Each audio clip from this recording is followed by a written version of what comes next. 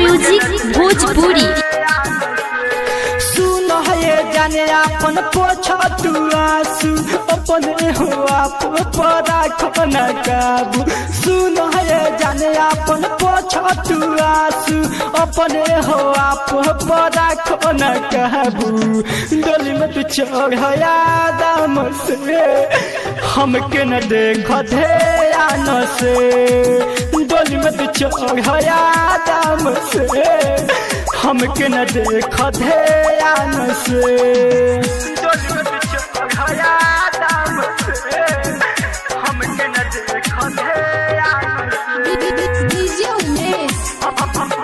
Mix by सबका music Bhojpuri.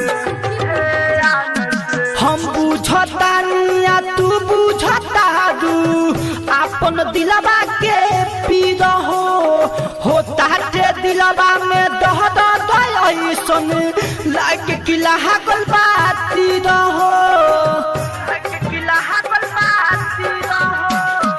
हम बुझतानिया तू बुझता दू अपन दिलवा के पी हो ताटे दिलवा में दह दसन लागे किला गल बाती रहो।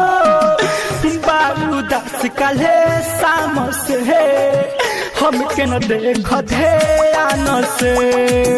डोली में तू चढ़या दाम से हमके न देख ध्यान से।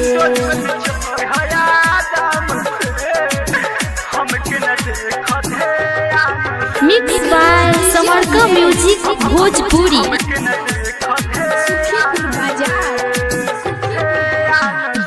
ऐसा नहीं दूरी बना दिहले दबजी रहे के पहरी जखम में। राइटर राजा मिस्टर के संगे चल जहाँ सज धज के।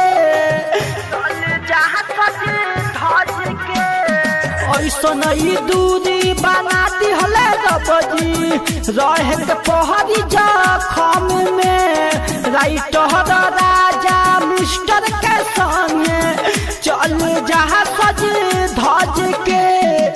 सेल्फी से राज के याद में डोली में तू चढ़या राम से हमके न देख ध्यान से। डोली में तू चढ़या राम से। मिक्स बाय सबका म्यूजिक भोजपुरी।